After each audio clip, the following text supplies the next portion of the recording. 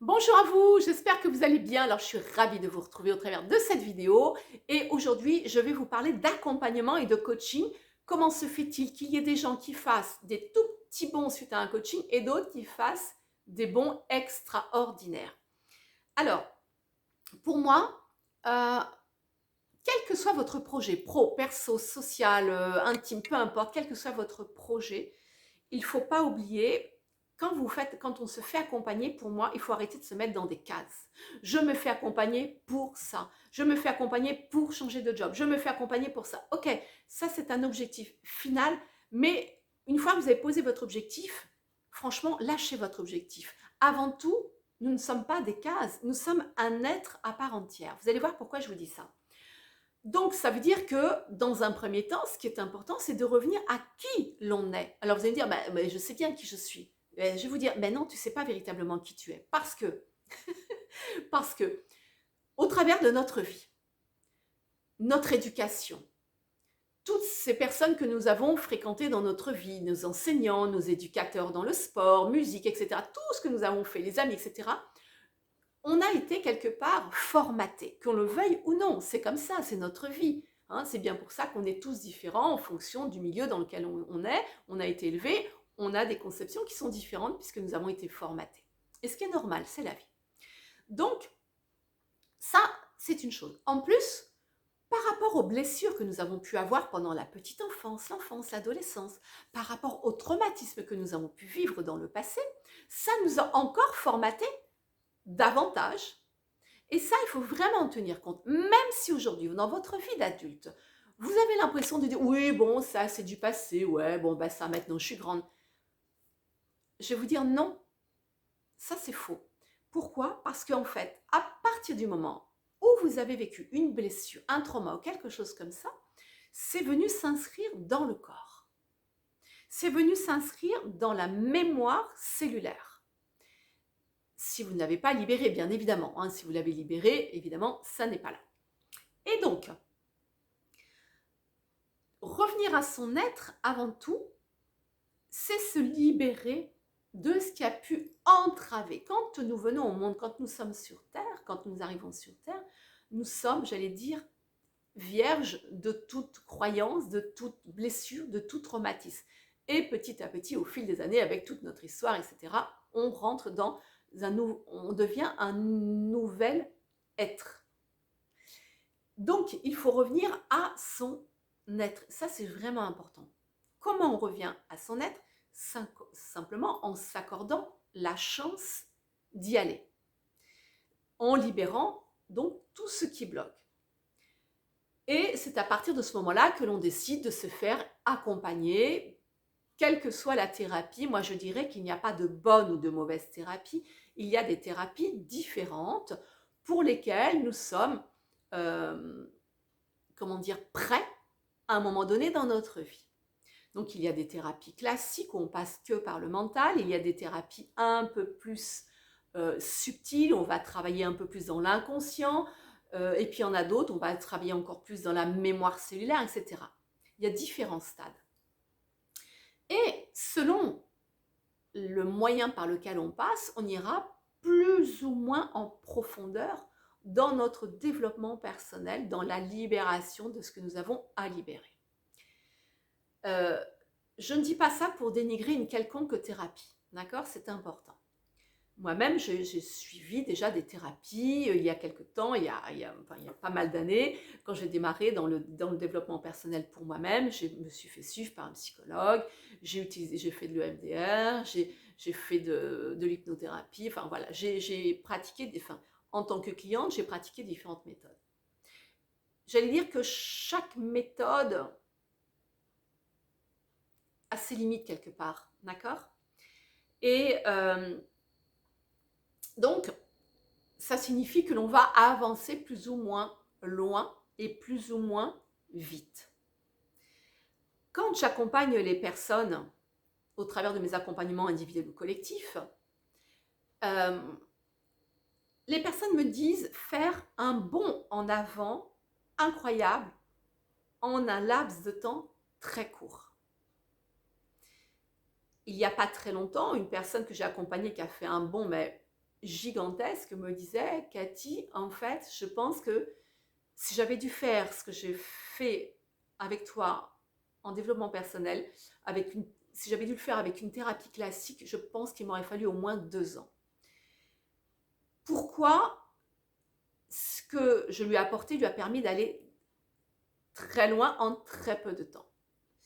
En fait, cette personne, c'est une personne qui, je vais vous expliquer brièvement un peu son histoire. C'est une personne qui, pendant l'enfance, a eu une maman très dure, très, très blessante, très humiliante, très écrasante. Et donc, cette personne, ben, elle a grandi avec un manque de confiance en elle, avec une dévalorisation totale. Elle est rentrée dans des sociétés où elle était vraiment... elle avait l'impression d'être mal considérée, d'être une victime, d'être le vilain petit canard, etc.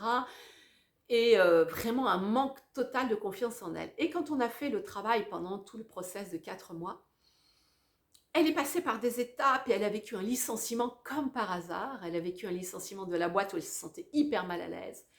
Et cette fille, avant que nous n'ayons fini l'accompagnement, elle a pu réaliser son rêve professionnel, c'est-à-dire faire la matinale dans une très grande radio. Et c'était vraiment son rêve ultime. Donc imaginez-vous de manque de confiance en elle, où elle se sentait vraiment comme une c'est elle qui le disait, c'est pas moi.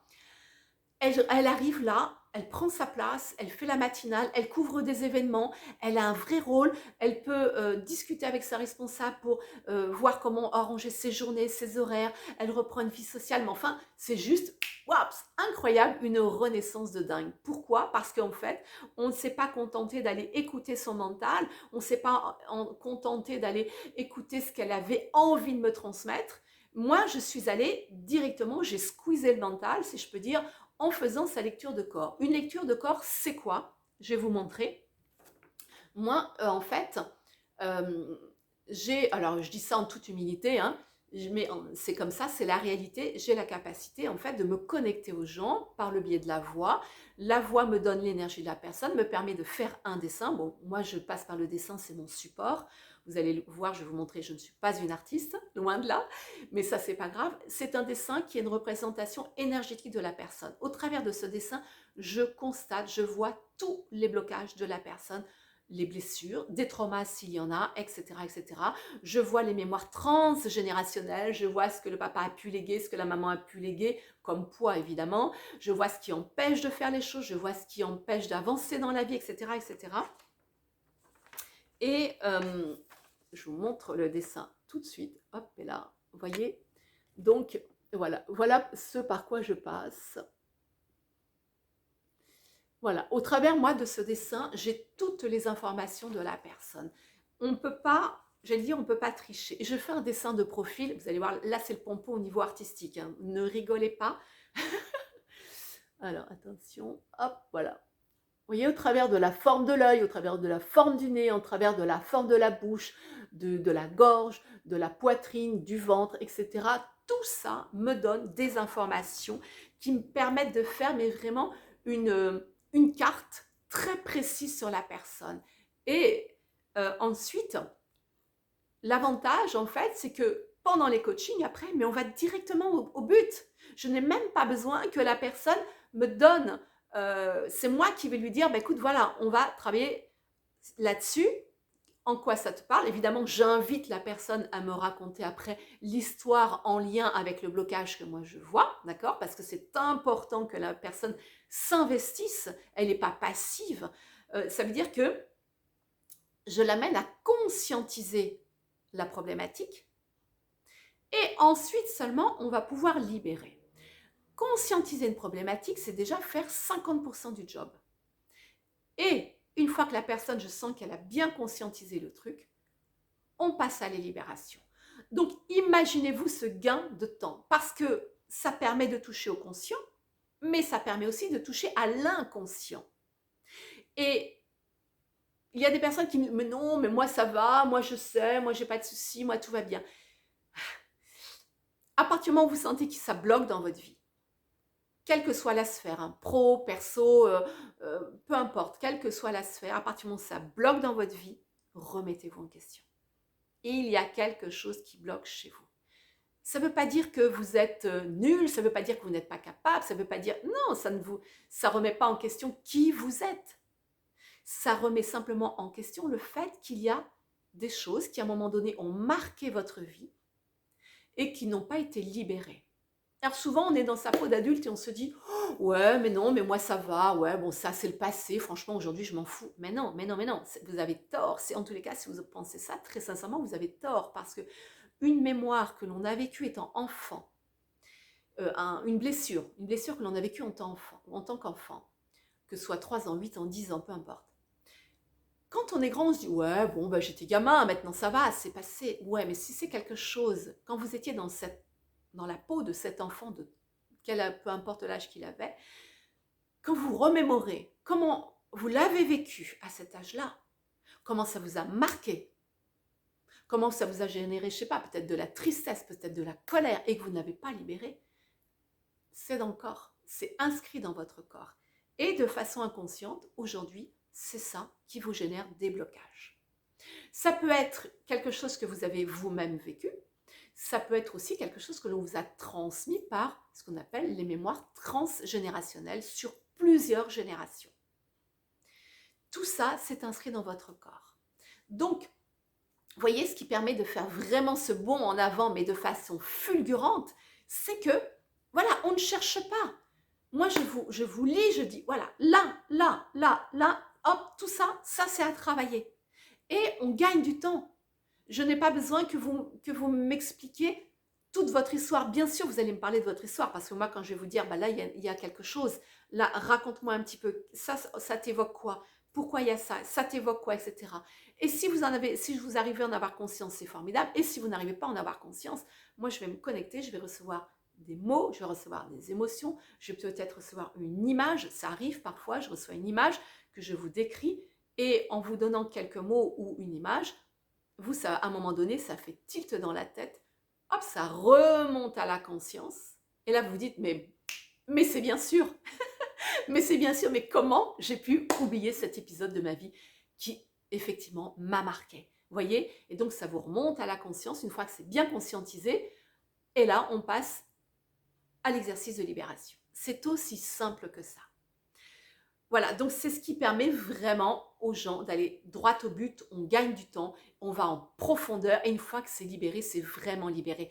Et autre petit détail très important, j'ai eu une personne qui un jour m'a dit « Ah, mais non, mais moi j'ai déjà travaillé sur cette problématique 2 fois avec 2 personnes différentes. » Je lui dis « Ok, peut-être, c'est génial, super, mais moi si je le vois dans ton corps, c'est que c'est encore là. Sinon, si ça avait été libéré, je ne le verrais pas dans ton corps. » Et je ne pouvais pas le deviner puisqu'on ne se connaissait pas. Effectivement, nous avons fait la séance de libération dessus. Waouh, croyez-moi, ça a déménagé. Et à la fin de la séance, j'ai même dit à cette personne, je crois qu'il reste encore quelque chose en toi, donc je vais t'inviter à faire tel exercice dans la semaine. Quand tu auras fait l'exercice, tu me contactes et tu me racontes comment ça s'est passé. Elle m'a contacté, elle m'a raconté comment ça s'est passé, et effectivement, il y avait encore un peu de choses à libérer. Et là, elle a dit enfin, ça y est, et elle a pu partir dans son projet qu'elle avait. C'était un projet professionnel, le mettre en place. Vous voyez? Donc, ne dévalorisez pas vos ressentis, ne mettez pas de côté, ne faites pas l'autruche, faites face et vous allez voir que ouais, c'est dur, des fois ça fait mal à la tronche de faire face, c'est vrai, mais une fois qu'on a fait face, mais c'est tellement du bonheur et on se dit waouh, mais en fait non, c'était pas si dur que ça, quoi. Je m'en suis fait tout un pataquès de ce truc, mais en fait c'était pas si compliqué que ça, tout simplement. Alors, si vous avez des questions, eh bien, contactez-moi, partagez, likez, commentez. Et sincèrement, rentrez en contact avec moi, envoyez-moi un mail si vous avez besoin de questions, simplement pour avoir un échange téléphonique. Je réponds aux questions. Si vous avez besoin juste d'avoir un entretien téléphonique, on aura un entretien téléphonique. Je suis là pour vous aider avant tout et pour partager avec vous des choses qui vous feront avancer. Je vous souhaite une très belle journée. Je vous dis à bientôt. Bye bye!